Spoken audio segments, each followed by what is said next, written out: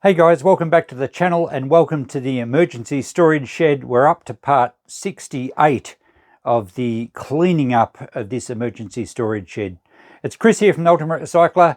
We are tackling some electronic stuff now. Last week we did that Sony Trinitron TV, which we kind of chickened out on taking it any further, which everyone seemed to agree that was a good decision. It's in the shop for $50. After a lot of comments, it turns out it most likely was a UK model, which was interesting, and it did explain why it had a different plug on it.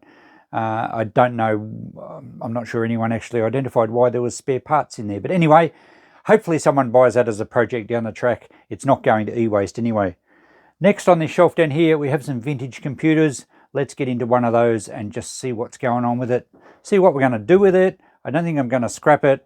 There could be some valuable parts, and I did have one offer from a new subscriber called Bob who was interested in a couple of the vintage computers. He offered me a pretty good price, but we're going to go through them first. He may change his price when he sees what's in them.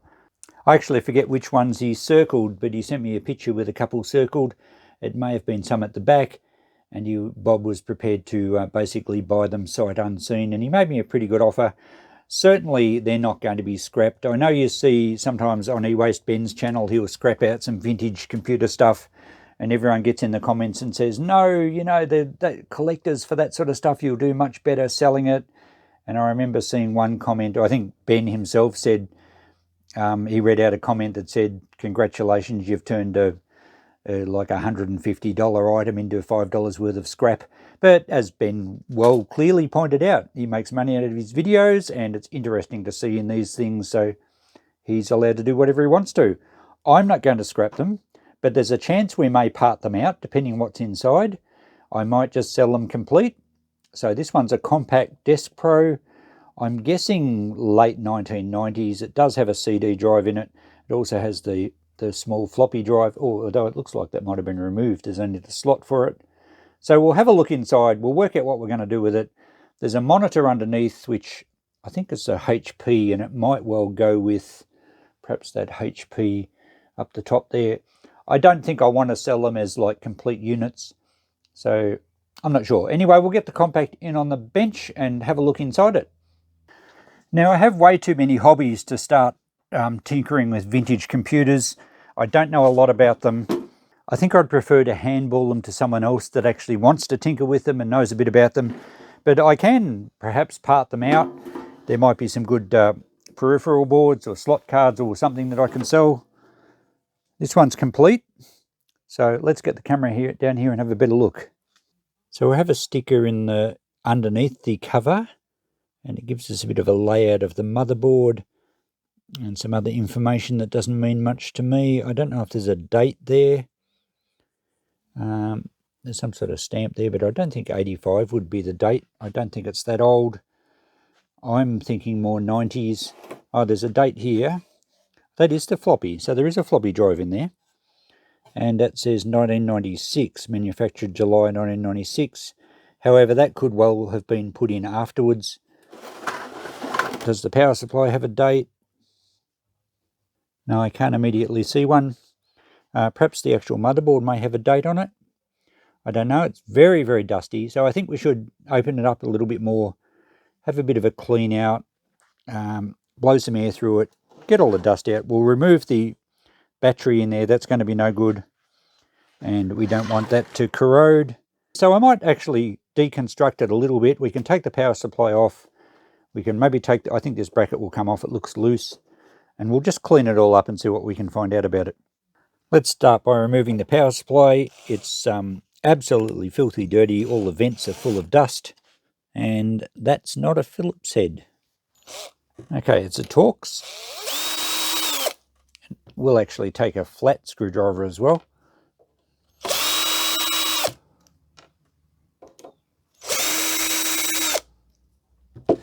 Only 3 screws by the looks of that. Okay, that's loose. So we better unplug all the various plugs if we can get to them. 3 off the motherboard. Oh, that one was tight. And we've got one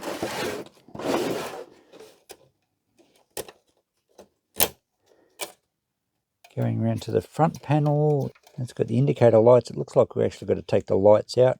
Okay, I don't know why that one's taped up. I'm going to take the ribbon cable out of the drives, given that we're going to take them out too.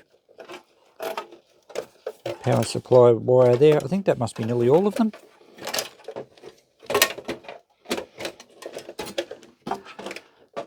Do we have them all? Yes, that's the lot. Okay, there's our power supply. A bit rusty on the grill at the back. But all the vents are very clogged up with spiderwebs and dust. So we'll give that a clean out. We might take the lid off that and just see what it looks like inside, give it a blowout with the air compressor. And we'll probably test that. We'll see if that works. Alright, so we can take these ribbon cables that's out of the floppy drive and off the motherboard. And all of a sudden we can see a lot better. Whoa, look at all the RAM sticks.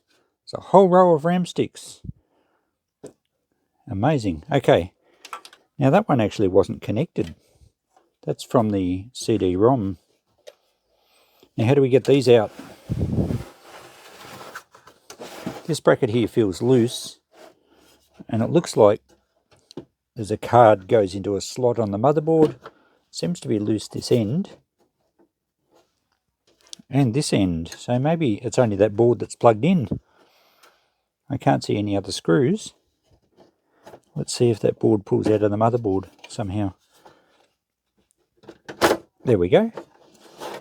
Alright, there we go. That's like a backplane board with gold fingers where it plugs in the motherboard.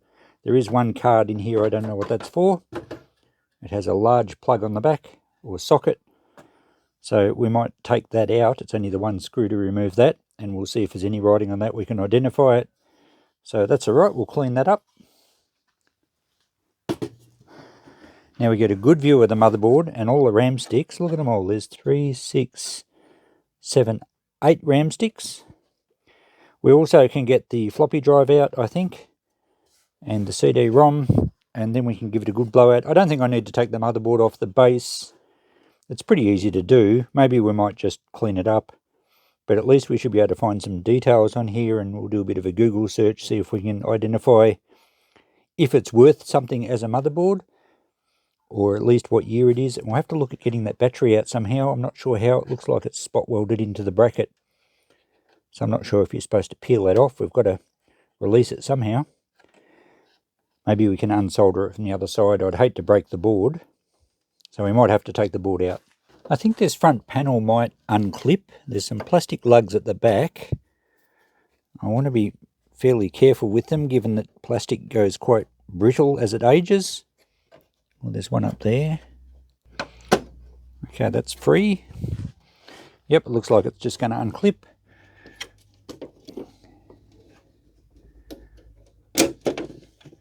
And there was one clip already broken. Oh, 2 clips already broken. I don't think I broke them. Or maybe I just touched them, they fell off. Okay, now we can see the flop. There's a floppy disk actually in there. Why won't that come out? There's no button. The button was missing. There we go. I wonder what's on that. There's nothing written on it. Interesting. So the button's obviously missing from there. I wonder if that is the original floppy drive. That would date the computer then to 1996.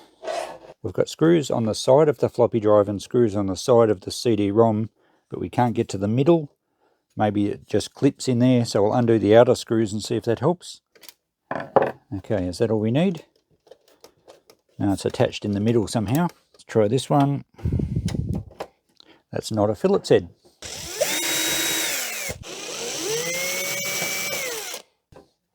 Okay, so that's freed up the floppy.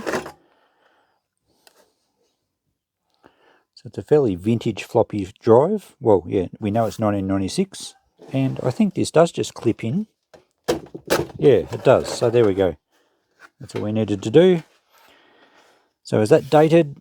1999 manufacturing date. And that's a 40 times CD-ROM. It could have been put in afterwards too, you never know. I guess people swap them around. So that's freed up all that space. We really only have the motherboard left in there. Actually, it looks like that whole carriage will come out. That will make it easier to access the motherboard. 2 screws, is that all we need to do? There we go.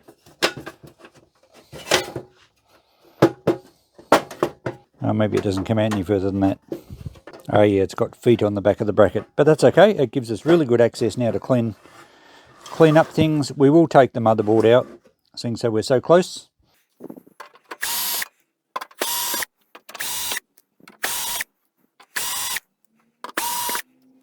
Is that it? What's stopping that from coming out? Ah, it slips back. There we go. There's always a way. So it's come out on the actual carriage. We didn't actually have to undo the screws. All right, well, I'll move the case out of the road. And I'll go and clean that up in a second. But we did have to undo the screws if we wanted to get to underneath to unsolder the battery tab. And what's holding it is probably just all these inputs and outputs through that bracket. Well, I guess we can undo those. There's only a few of them.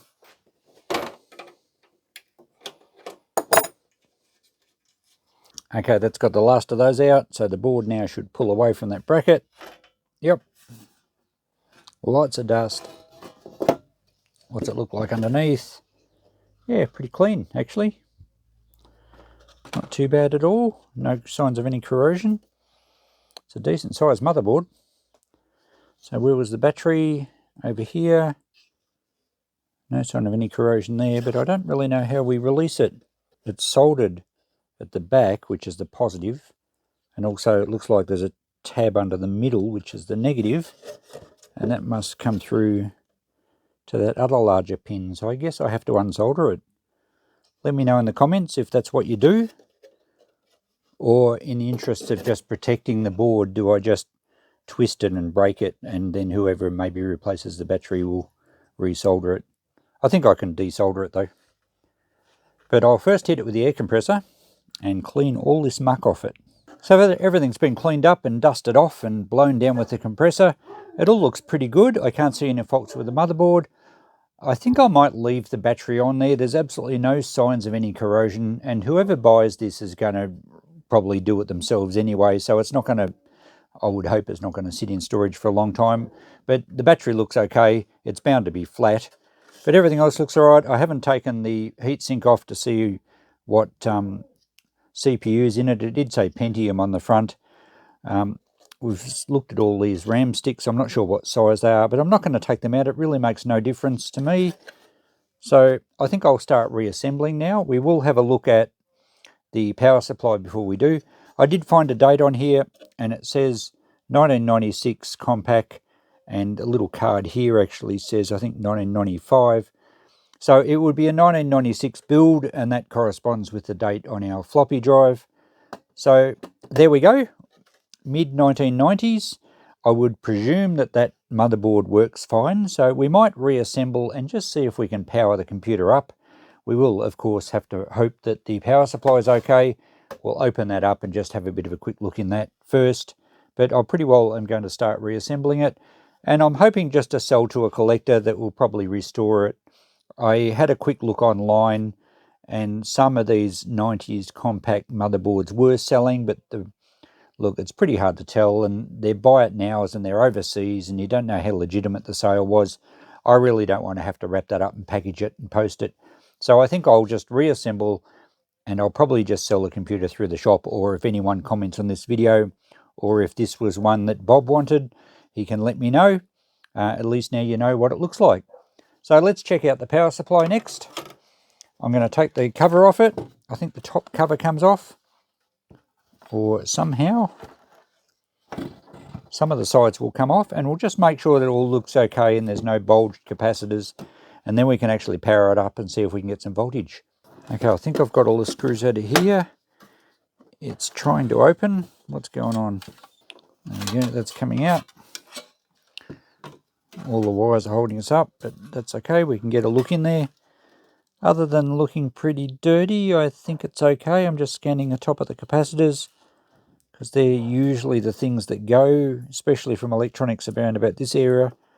That large, probably a filter capacitor, does look to be bulged a bit on top, and it may have been leaking. There might have been a bit of a stain on the board, so maybe the power supply is no good.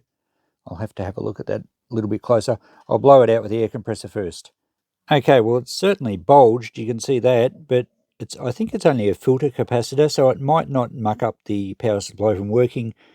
And the stuff at the bottom is glue, I'm pretty sure, because there's a big patch of it over here as well, and it's not even next to a capacitor, that's over some wires. So I don't think it's been leaking.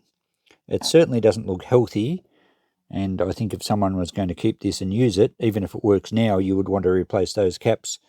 But anyway, I'll put it back together and let's see if it works. Okay, I've got the power supply plugged in through my appliance tester. I found a cord that fits it, so let's see what happens. Oh, the fan started and then stopped. Whoa! Okay. Well, that was loud and we've got smoke. So obviously the power supply is no good.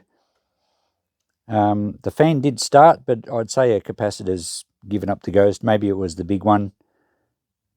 Now it stinks. I wonder if we can take the top off and see what actually exploded.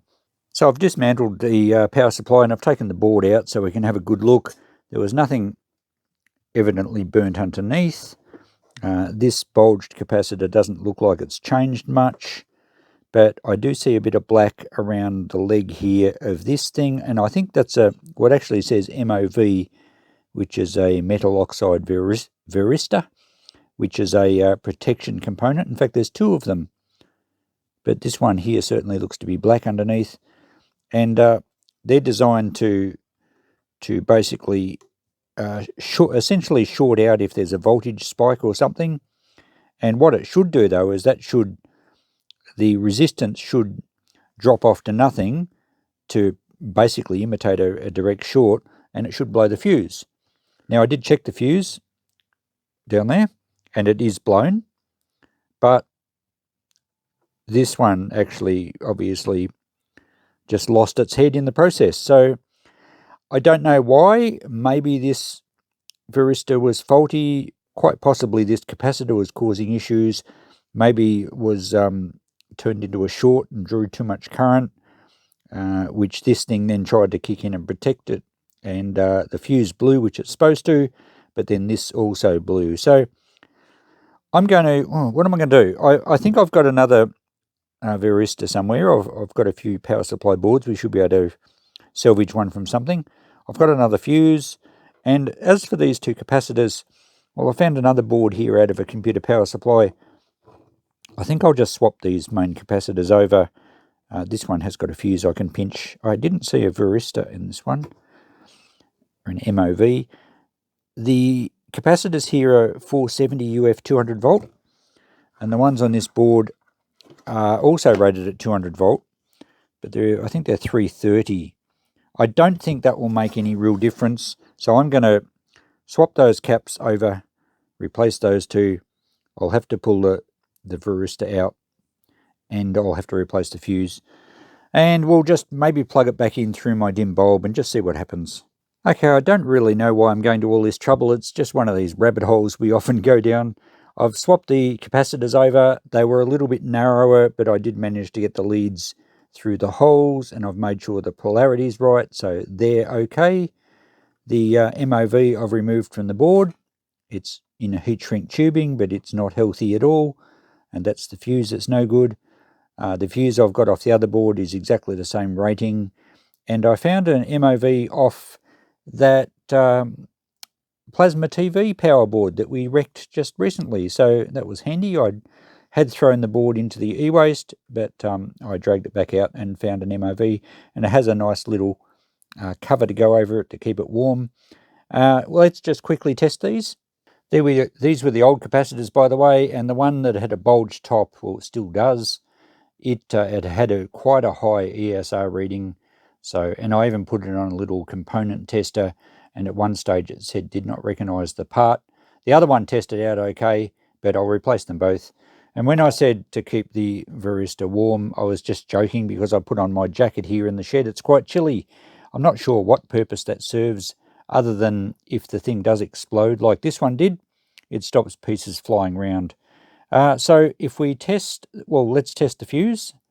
This is a good fuse, and our continuity tester registers that. This one has blown. We've got nothing there. This varistor, they're supposed to test as an open circuit, and that one's a direct short. So it hasn't exploded completely, but it's become a direct short. This one tests as an open circuit, and that's fine. So let's put that in the board, let's put that in the board, and we'll power it up through the dim bulb tester, and let's see how we go. Okay, I've just cleared a spot on my bench in my small workshop here, and I've got it plugged in through the dim bulb tester. I can't configure it so that I can film the dim bulb and this powering on at the same time, but I'm standing back because I'm just hoping everything's going to be okay, and I'll turn the dim bulb on. Ooh, promising. The bulb didn't come on at all, so it's not drawing hardly any current. I think we have power, and nothing's gone bang, and we don't have smoke. That's quite promising. We don't have any fan. Oh, what's going on with that? Well, at least nothing went bang, but we don't have any activity. So after scratching my head for a bit, I remembered that a computer power supply won't turn on if it's not connected to a motherboard unless you link the green wire to the black wire. So the green wire is some sort of trigger wire, and if you put a short link into any of the black wires, it should enable the power supply to start up. So hopefully that's all our trouble was. Let's power it up again, and hopefully we don't have smoke. Dim bulb tester now on. Nothing. We didn't have any fan either. Okay, well, maybe we had more damage before than what I realized. I'm not going to look any further. At least we don't have any more explosions. I'll check the fuse quickly once I turn it off, but it looks like we still have a dead power supply. Okay, it's back off again. Let's see if the fuse is still okay. It is. So yeah, I don't know, there must be more troubles.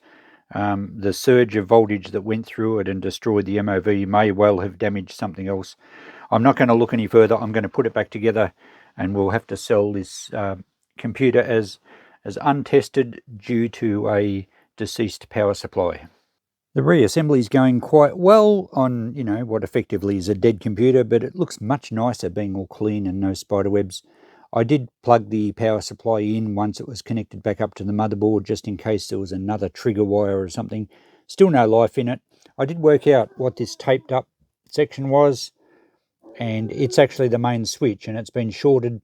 I have no reason to believe that that's a problem, because we did get power into this for it to go bang initially. And also, after I finished testing before, I just checked the main capacitors with my meter, and they did have a charge. So something else has gone wrong in the power supply circuit. That's enough for me. I'm not going to keep going down this rabbit hole. I checked out the slot card that was on this other frame, and I quickly Googled it. It's an SCSI controller PCI card, and I found one brand new available, new old stock, for like $12. So they're not sought after, which is fine. I'll put that back together. I'll plug that back in there.